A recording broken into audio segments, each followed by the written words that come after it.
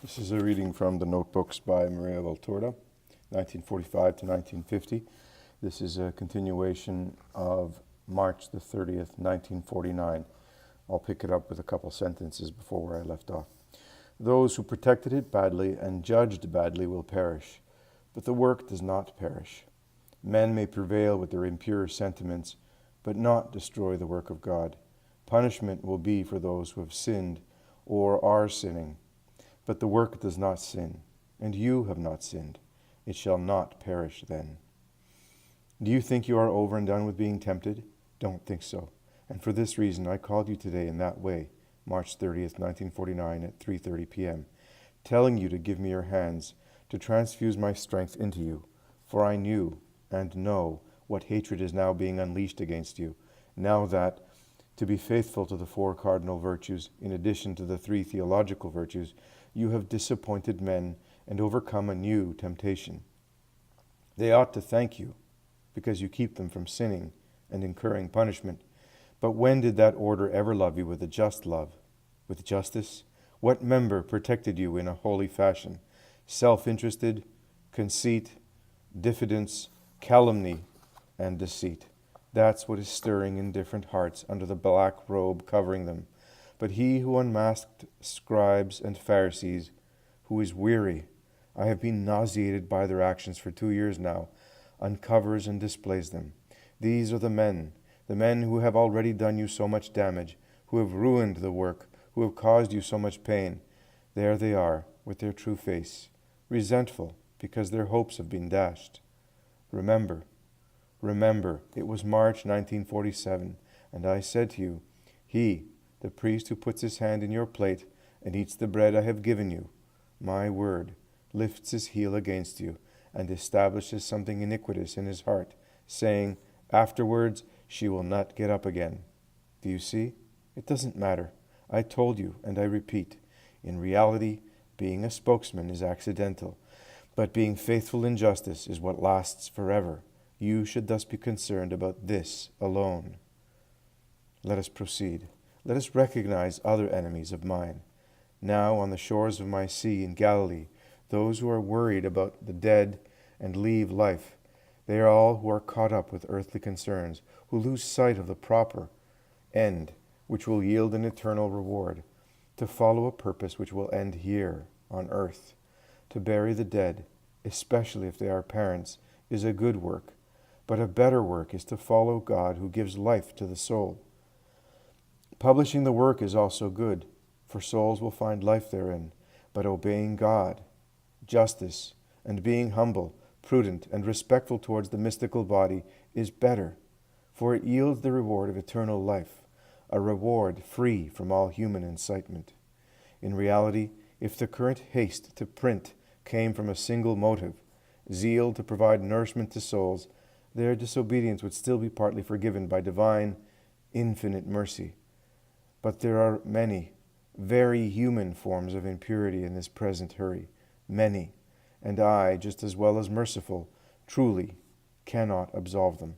All the more when they, who ought to be a light for your soul, salt, support, and an example for your soul and that of your witness, become the sources of deceit, burdens, and the savor, corrupting healthy taste, a bad example, in one word, a scandal. The way I judge those who scandalize the least ones is well known. And yet, you, too, find those who deal with dead things and would like you to, and who, less heroic than the ones at the lake, are not able to follow my steps, tracing out the right way, but linger with impure affection to caress dead things. It is not in such a way that one obtains from heaven the miracle of their resurrection. Mary Magdalene, the great sinner and the great convert, the humble mother of the dead man in Naim, and Jairus, the head of the synagogue, blindly believed in my words and did not want to act on their own, but let me act, and followed me with trust in the orders I gave, and obtained the resurrection of their dead. And they who want to have you carry out actions which I advise you not to carry out, perhaps are they who want you to carry out actions which I advise you not to carry out, perhaps wiser than God, more powerful than I? Let us pass on, without worrying about the murmuring which my reply to the son of the dead father prompted. among those present during the episode. The murmuring of the human voice. Negligible then. Here we are in my city of Nazareth. There too I was a master and the author of miracles, but it did not love me. And on account of the incredulity of the Nazarenes, Christ did not work many miracles in Nazareth. It did not love me, and when I told it the truth out of love for my city, which I would have liked to be holy, the truth told to those sinning to draw them out of their error is always charity, and charity of the most select kind. It took up stones to lapidate me, and, dragging me to a mountaintop, they tried to kill me. You too, in the city which should be yours, the order of the servants of Mary, are not loved, and because of this incredulity of theirs, you cannot provide the other miracle of the explanations of the epistles of St. Paul, which only I can make clear, with the full truth and in conformity with Paul's thought. And because you tell the truth, they lapidate you and would like to cast you down.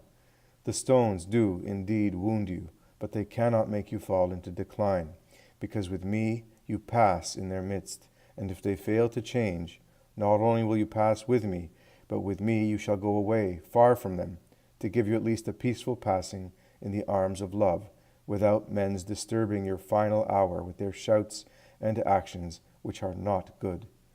Let us go even further. The encounter with false friends. Who are they? They are the scribes, Pharisees, Sadducees, and Herodians, who invited me to their banquets in order to criticize me and my disciples because they had not performed exterior purifications, or they grumbled because I forgave the sinful woman who had surpassed all of them by giving me that comfort customary among the Jews which they had not given me. Or they questioned me about legal or spiritual matters, displaying a desire to learn, but in reality nursing in their hearts the hope of catching me in an error. Nor did my replies as incarnate wisdom and the true son of the Torah avail to persuade them that I was the announced Messiah, but on the contrary, they served to formulate the charges against me on the night between Thursday and Friday. There they are, the ones who asked me why my disciples did not wash before taking their seats at the table, forgetting that one of them, Simon the Pharisee, had deliberately not given me anything to wash or perfume myself with, as was customary in Palestine, when he had wanted me as his guest, but on the contrary had grumbled in his heart about the repentant woman's actions to make reparation. Reparation, I say, for her sins, but also for the sin committed by him, Simon the Pharisee. There they are, the ones questioning me about divorce, the ones tempting me concerning taxes for Caesar, so as to get a charge to be brought against me before Pilate. Oh, the crafty accusers, who wanted me dead, but did not want the martyrdom to be illegal.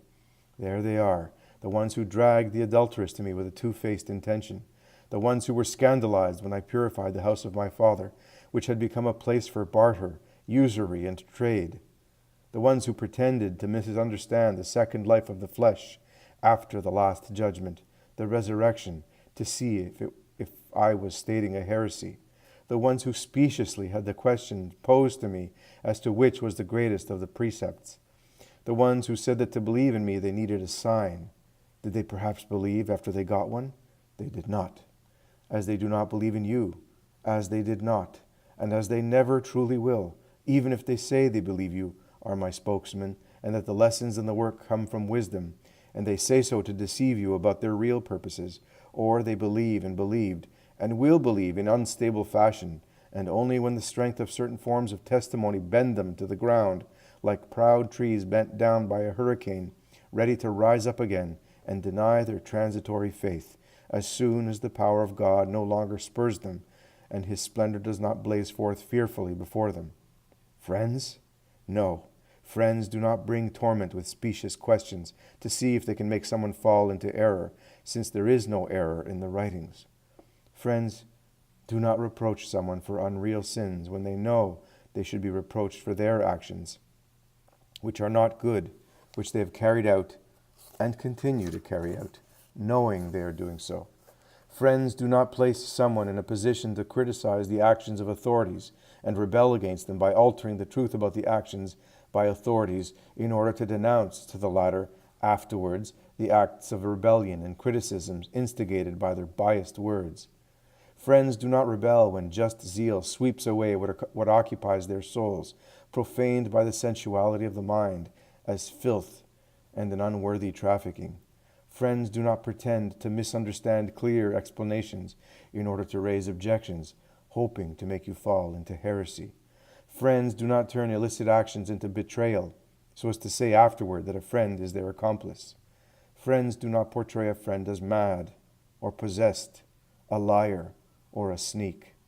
True friends do not do all of those things. Are they then your false friends? Friends? No, they are tempters. They are defamers. They are deniers. They are crafty. They are thieves and liars. They make an attempt on your life, which they consume with their actions, and the work which they damage with their actions. They are thus unpunished killers and destroyers. No, not unpunished. They could be as long as my patience lasted, not after it is exhausted. They are without charity, and thus without God. Attentive, just like, and more than the strategists of old in the temple, but not out of reverential love for the holiness of the Lord, the true head of the temple, but to seek a motive by which to convict the simple of sin, always ready to assert what is not true, to alter things, to add or remove, nursing an impure plan in their hearts. I call them concupiscent, and they are in two of the three branches of the accursed tree, born in man from the seed of the forbidden apple. They are in the concupiscence of the eyes, for unhealthy curiosity and avarice moved them to occupy themselves with you, and the concupiscence of the eyes is curiosity and avarice, and they are in the concupiscence of the mind, or pride of life, to make this face of human concupiscence clearer for you. It arises from the selfishness which unbridled self-love has prompted in them, to the point where they think they are like God. Indeed, to the point of being able to order God to do what they want, just as with all their power they try to push and bend their neighbors to make them their slaves, serving and fearing them, and not daring to react to their poorly concealed violence. From the accursed branch of mental concupiscence hang the poisoned fruits of vainglory, which, in esteeming itself in disorderly fashion, demands praise and gratitude from all, upon whom the vainglorious impose themselves with the hypocritical appearance of saints, pulled over to cover the dark truth of their concupiscent souls. The pride of life in them extinguishes the life which is true and endless glory, places God after the self, and makes man, who ought to be a servant of God, a rebel against divine law and a servant of the law of sin. I detest them more than the open enemies who have the courage to show what they are, knowing that for this reason they are judged severely by the good. I do not love the snakes that envelop themselves in flowery branches to conceal their real appearance, and bite, not giving those attacked the time to defend themselves. I hate hypocrisy more than murderous violence, for the former kills not only the flesh and the human life in challenging the severity of laws, but kills, or tries to kill, the good name, the esteem, and the reputation of the just, and sometimes forever on earth. An unpunished assassin that does not shed blood, but that in reality is more of a killer than a killer. An assassin that only God will strike with his punishments, but before being punished by God, how much evil it does, how much good it destroys, how much pain it creates. Look around you. You see your false friends, and you now know them without any possible doubt. Be resolute, as I was, in resisting without applying the law of retaliation. Footnote 376. Exodus chapter 21, verses 23 to 25. Leviticus chapter 24, verses 17 to 20. Deuteronomy chapter 19, verse 21. And Matthew chapter 5, verse 38. But also without lowering yourself to bargaining with them to obtain earthly peace. It would be a twofold error, because your acquiescence would confirm in their souls their wicked conclusions regarding you, and because, while continuing not to have them as friends on earth, you would lose the eternal friendship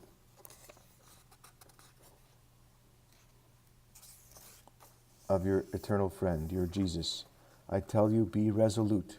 Do not avenge yourself, but on the contrary, forgive, without yielding by even a hair breadth to their purposes. and forgive. Forgive. God will then do his part. And let us proceed through other regions, and then encounter with another kind of hidden enemies, those I shall call unstable friends, the ones who are seduced by a miracle, but the blazing forth of truth and power by a dream of hope, and by the hopes of the triumph, the ones who follow as long as there is no danger in following, ready to go away tomorrow if they think that following offers no gain, but on the contrary might prove to be a nuisance. Who is the first one? Not in terms of temporal order, but in the seriousness of his sin. It is Peter, the first of the apostles, the rock on which I founded my church, so ready to come to me, so bold in defending me, in professing the truth about me, and then I see him as a coward, a liar, and a spiritual traitor to his Jesus. I do not know this man. I am not his disciple. I tell you truly that at that moment, Peter was more wretched than Judas. For Judas was bold in his crime, and though knowing he was revealing himself in his full horror and branding himself forever with the world's disdain, as long as the world existed, he defied everything and came in the presence of a people whose reactions he did not know to point me out to the assassins. He professed himself to be my disciple by that act, and did not deny it. He was and wanted to be known as the betrayer and the deicide. Peter, on the other hand, lacked the courage to say, I am his disciple. I know him.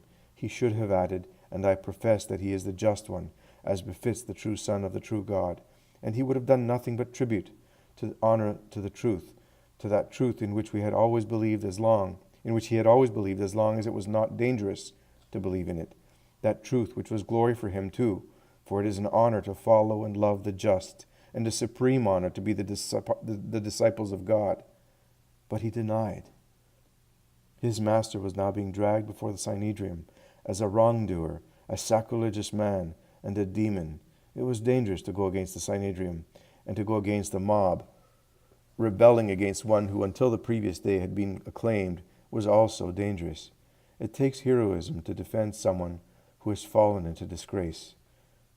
And heroism comes from an inner life which is intensely nourished by charity, that is, sustained by union with God and by loving, certain faith in the friend. Peter had not yet been confirmed in charity and grace. Peter was still man, that had man's selfishness and baseness, unstable faith, and ephemeral friendship. He thought of defending himself from possible dangers and not of defending his friend, at least by word.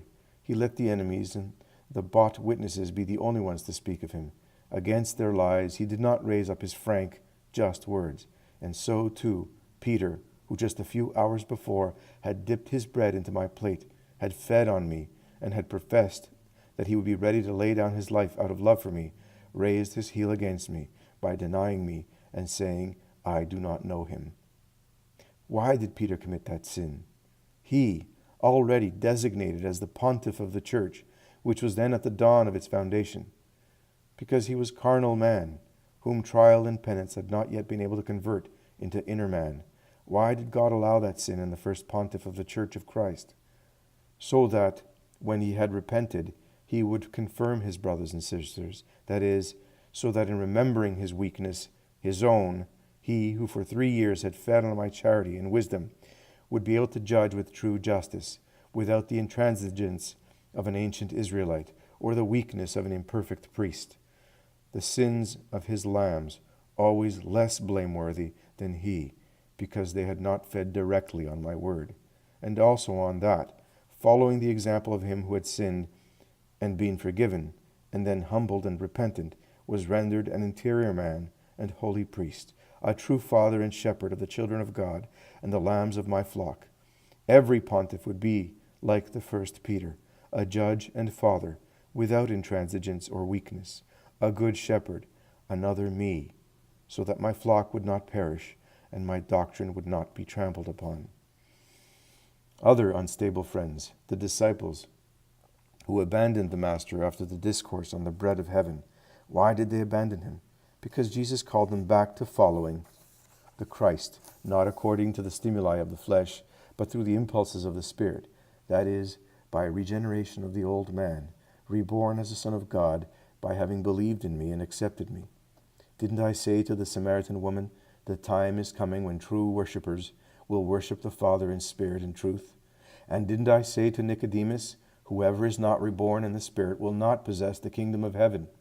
And the woman with an impure life, a religious schismatic, accepted my word, and from then on worshipped God in spirit and truth.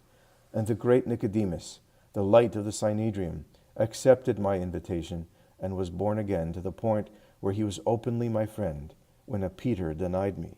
Why then shouldn't I have approached the disciples following me for too many things which were vanity and not spirit and truth? But in them was the pride of being the disciples, and thus, imagining they were already grounded in the kingdom, they then rebelled against the Master and wanted to act as masters for him, in an argument revealing their uncertain faith in me, their imperfect preparation, and what is more serious, their desire not to be perfected by me. It was the ancient sin rising up again, always the same one. The spirit of evil whistled his song in their ears, and they accepted it, felt they were gods, judged they could do without masters, and went off. And they went off. Where to? Where all who are dragged away by pride and intoxicated by the law of the flesh go, far from God's way and proximity. Much less serious in his instability was the rich young man, who, though attracted by the Master, was also attracted by wealth, and when caught between the two opposing currents, preferred to abandon himself to the more comfortable one, to enjoy wealth. Another example, but more serious, because the unstable one here was the one who obtained a great miracle from me, and had approached me several times, was that of Cusa. He, too, was for me as long as the memory of his anguish over his sick wife lasted, and as long as being my true friend could not jeopardize his position at the court. Please come to the main office. Ms. Haddad, please come to the main office.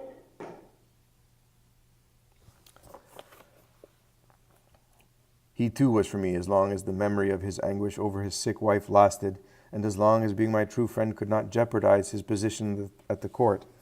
But when Herod no longer feared me, because in his human sight I was the defeated one, the leper, the madman, the accursed one, the one repudiated by the temple and the nation, and indeed no longer fearing me and feeling offended by my silence, he hated me immensely.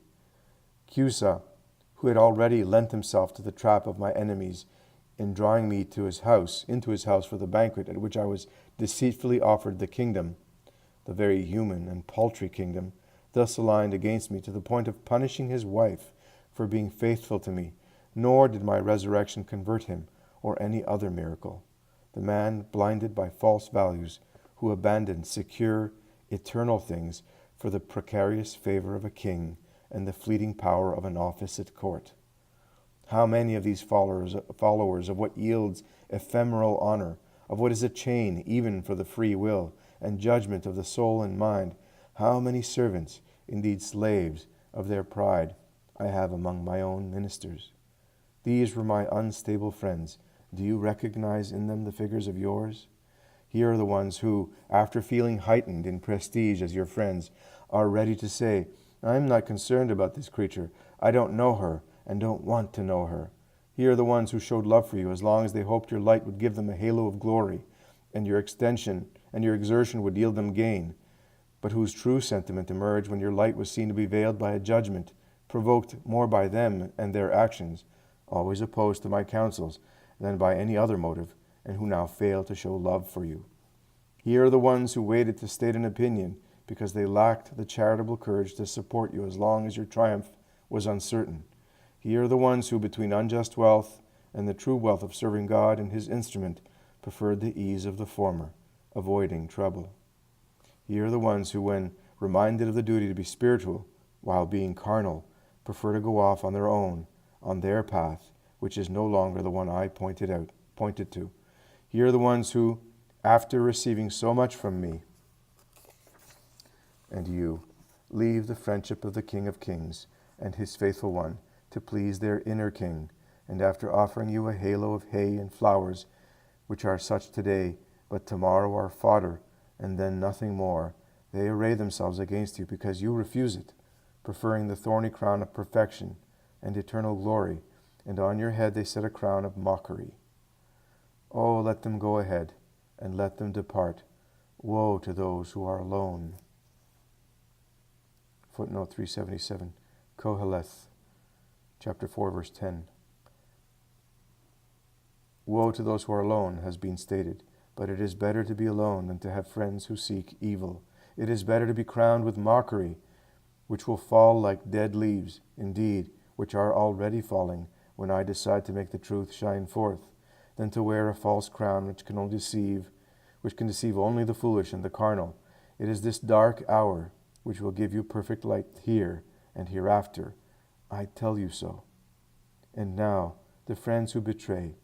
Judas is the perfect specimen, but all those who, after receiving benefits, dedicate themselves to accusing with untrue accusations are his followers.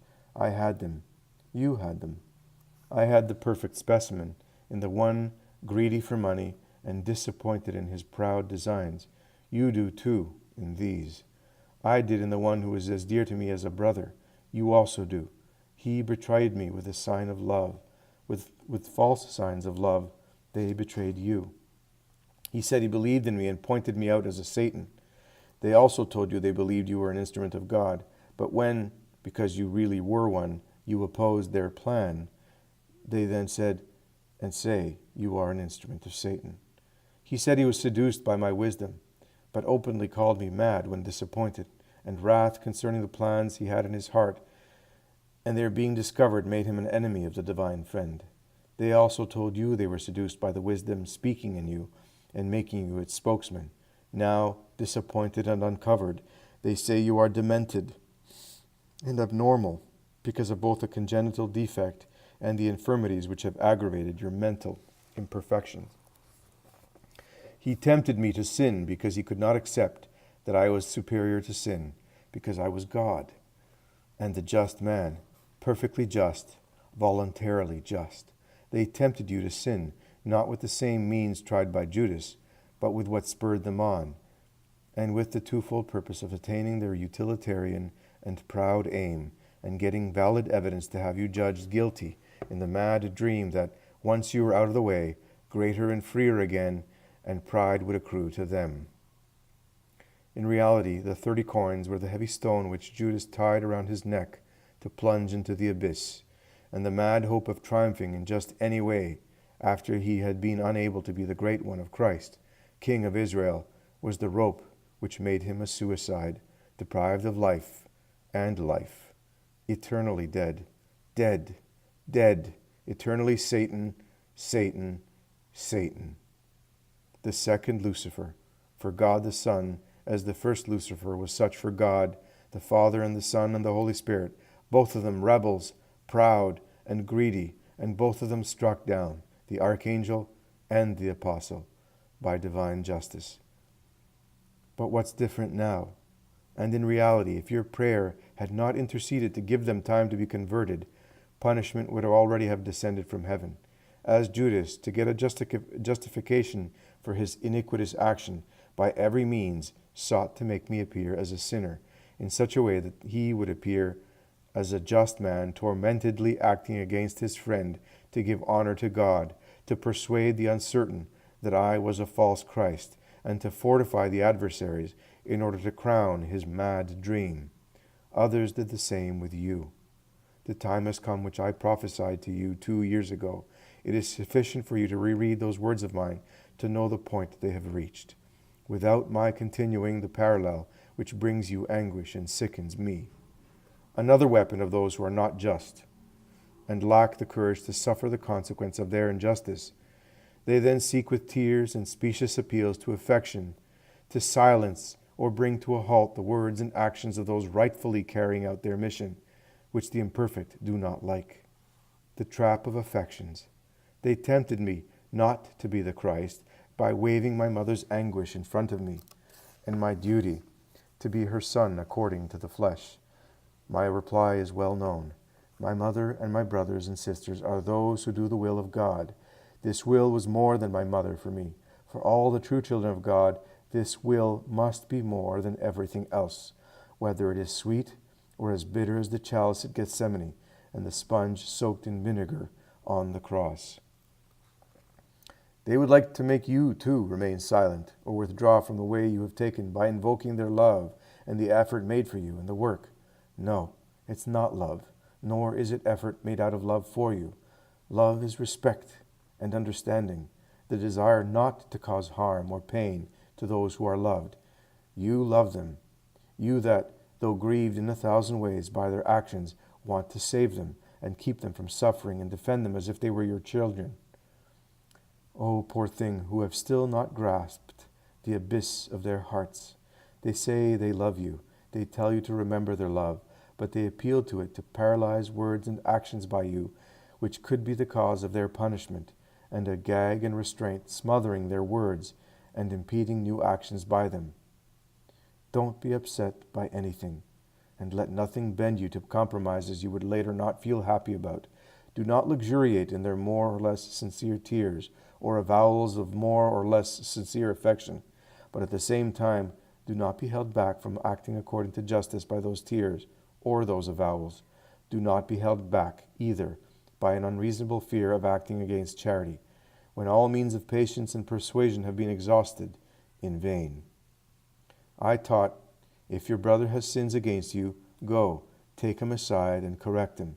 If he heeds you, you have won over your brother. If he does not, take witnesses with you, so that everything may be confirmed by them. If he does not yield and repent, inform the church. If he then does not yield and listen even to the church, treat him like a Gentile or publican.